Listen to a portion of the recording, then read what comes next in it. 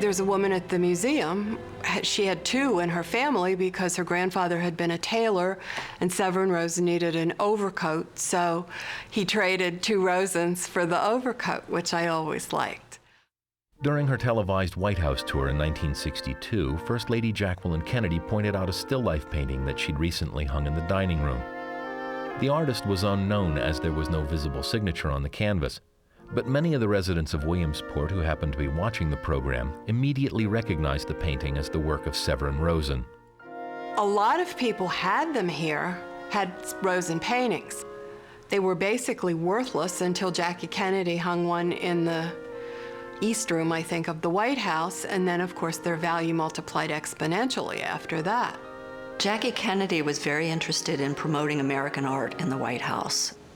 She felt very strongly that the White House should exhibit American artwork, and she was assisted by Clement Conger, who was curator of the White House collection for a good number of years.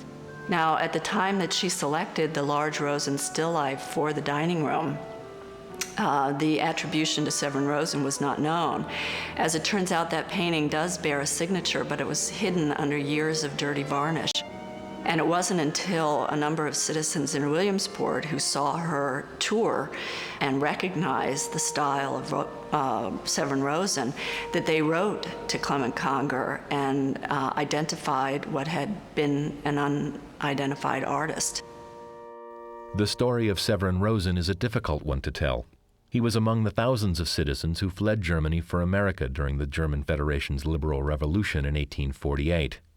During that year, his name appeared in the City Directory of New York City, the first documentation of his existence on American soil. As for the place and date of his birth, nothing is known for certain. We suspect that he was born in Cologne because the patron saint of that city is Saint Severin, and so it would make sense that he would carry that name. Rosen was married shortly after his arrival in New York, and he and his wife, the former Wilhelmina Ludwig, produced 3 children during the decade that he lived there. And though there are photographs of the rest of his family, there is no photographic record of Sever Rosen, or any evidence that his picture was ever taken. Nor, for that matter, is there a documented physical description of any kind. One of the most frustrating things about the research on this artist has been the lack of biographical details and actual human information about him. Really, most of the research has dealt with the paintings, and in some cases, very few bits of documentation that prove that he was here. Sever Rosen was last listed as a resident of New York in the City Directory for 1857-58. But with New York and the nation in the throes of a depression, surviving as an artist was particularly difficult. Forced to look for work elsewhere, Rosen headed toward Williamsport, which, because of the city's robust lumber industry and the large German immigrant population, was a logical choice. Upon his arrival, Rosen found it fortuitous that the citizens of Williamsport, like art enthusiasts in the rest of the nation, were very receptive to still life paintings. There's actually a great deal of symbolism in still life painting, the whole notion of how flowers and fruits have their period of ripeness and then decay and pass on, so it's an analogy to the human situation.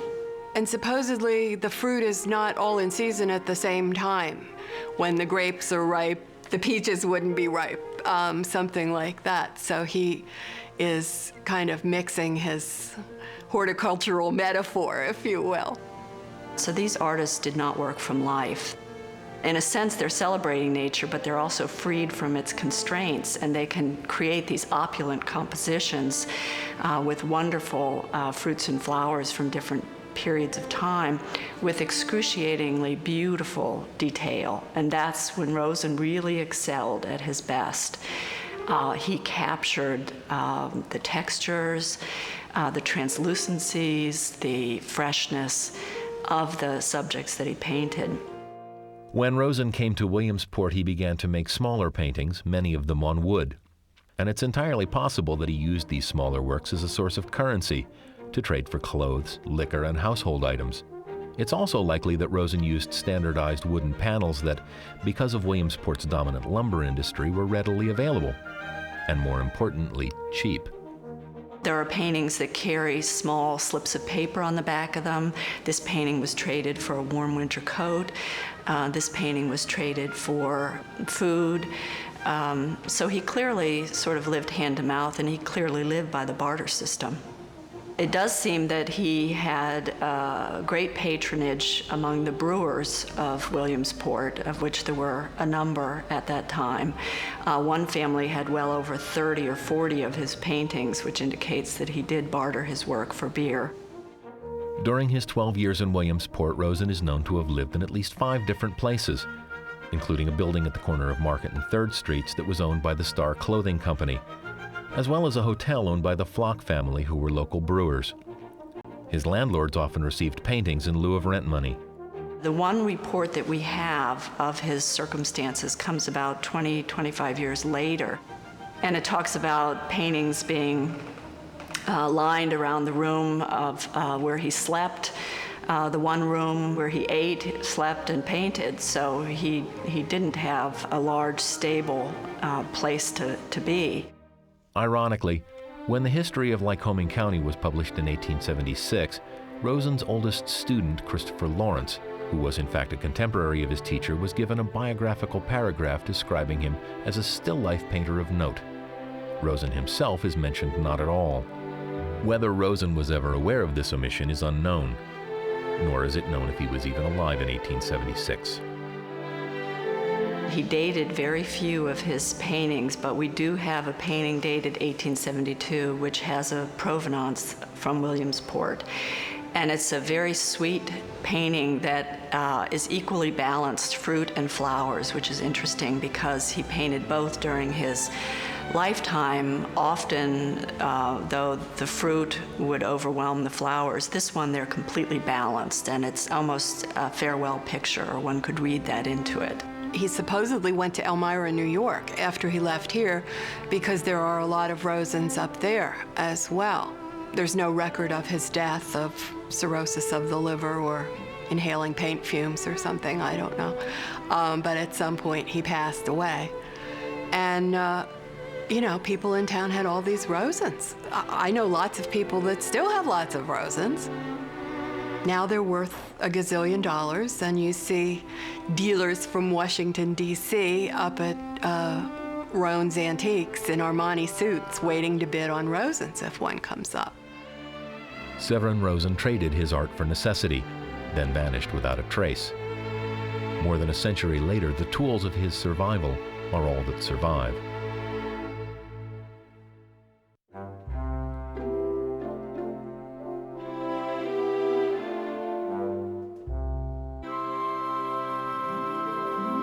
We get together primarily because we enjoy making music, we enjoy each other, we enjoy working with each other, and every so often as the season develops, we think we've gotten something far enough along that we want to share it with other people.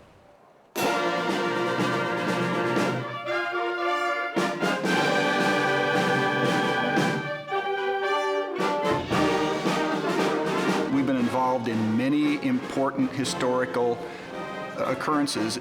We had a very interesting story during the Civil War. This band, as a band, enlisted for 3 different enlistments during the Civil War. Spent the last part of the Civil War under General Sheridan in the Shenandoah Valley, and we wound up at Appomattox.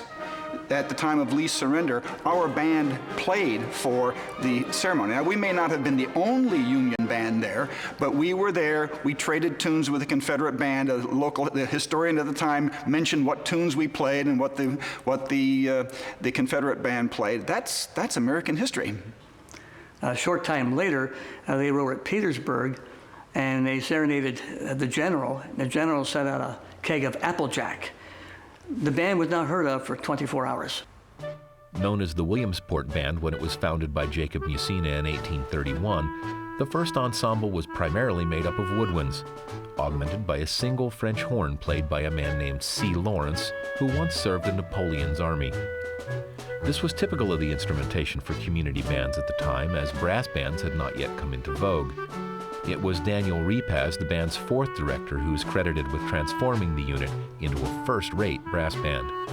As a tribute to his dynamic leadership, The band members decided in 1859 to change their name to the Repaz Band. Today, the Repaz Band has the distinction of being the country's oldest non-military band in continuous existence. Almost every community had a brass band because at that time, what was there to do? There was no radio or television, and phonographs were not popular until after 1900 in the American home because of their high cost. But the town brass band provided music for all kinds of occasions, therefore they were very popular.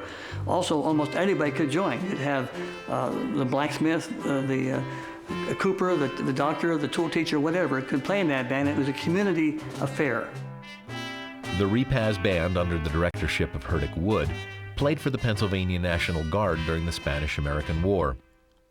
It was during the band's National Guard service that they performed at the inaugural parades for Teddy Roosevelt in 1905 and William Howard Taft in 1909. Herdick Wood died a year after the Taft inaugural, and the legendary John Hazel, a cornet virtuoso of national prominence, took over as director of the band. John Hazel was an American cornetist of the 1890s period. He was born in Bellefonte, Pennsylvania in 1865, but he moved to Williamsport as a very young boy. So he became very well known here. He went on and then soloed with most of the big bands of the period. He also was an early recording artist for 4 different record companies, mainly with the Edison Company. He made hundreds of records as a member of the orchestra, and then he made quite a number of solo and duet recordings. Played by the composer, Mr. John Hazel, accompanied by the Ingersoll Military Band.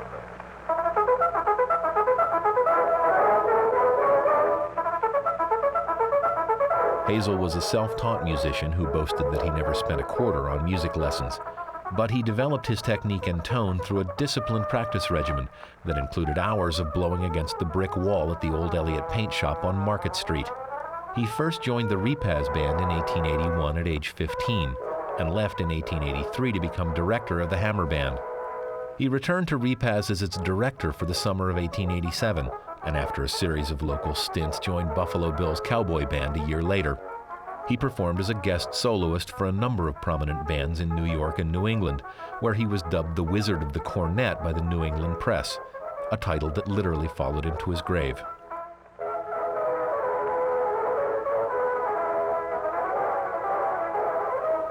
After his return as director of the Repaz Band in 1910, he was to remain at the helm for the better part of 30 years and developed it into more of a concert band. A prolific composer, Hazel penned many tunes that became part of the band's library.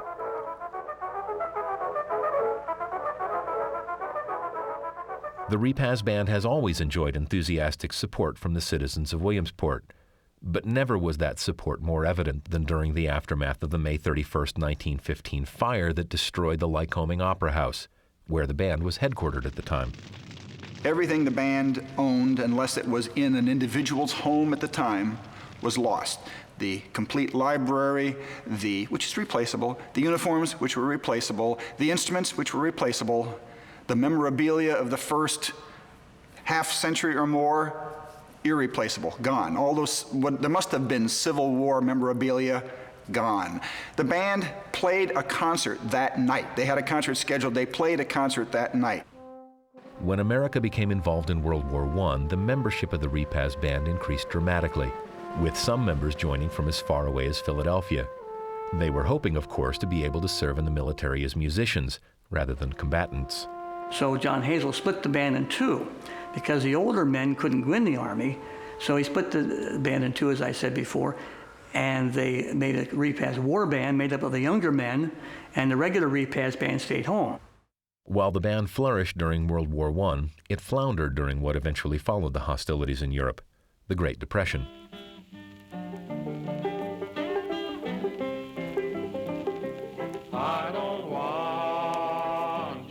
I think the Depression time was about the worst as far as the band's history is concerned. It was a time where the band didn't have a place to rehearse, didn't have a home. There were a number of people in the band who also played in the local Elks band at the time, and they managed to work it out so the 2 bands merged, and our home base was the Elks Lodge. During World War II, of course, it lost a lot of people to the war, but it still functioned. I think especially the 50s is when this started to go downhill, is called television. And I think television and also modern recording devices, you know, the phonograph and the hi-fi, the town band lost its popularity. Along about the 1950s, as rock and roll started, what had been popular music from Broadway, things of this nature, which bands could play and interpret very authentically. Concert bands, just because of their very nature, the instrumentation, the fact they don't use electronic instruments and so on, just don't play rock and roll style, or any of the succeeding developments of rock music don't really play that type of music authentically. It doesn't sound right. And then a man by the name of Earl Williams and another couple guys got together and really started to make it go again. And in fact, Earl became quite famous as Mr. Repaz. Earl probably was the one individual really responsible for keeping the band alive during those rough years. And the band survived that, came out of it, and we think the band's in very good shape as far as morale and membership and what we're accomplishing now.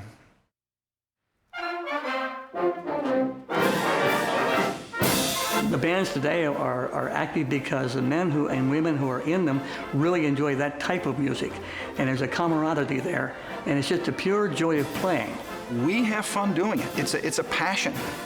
It's a passion with us. And we have people who travel on this Tuesday night long distances from various towns across central Pennsylvania who are going to get here for a 7:30 rehearsal, and most of them are going to do it most weeks, and sometimes they're battling nasty weather, and sometimes they're battling sickness, and sometimes but it's band night.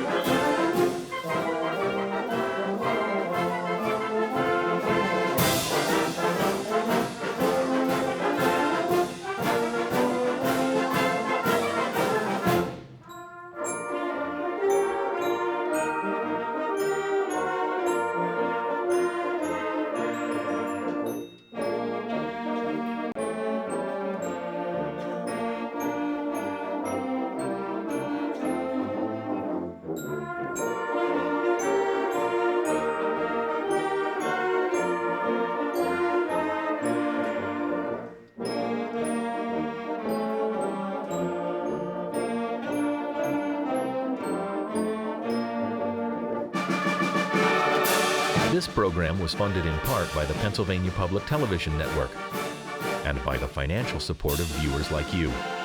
Thank you.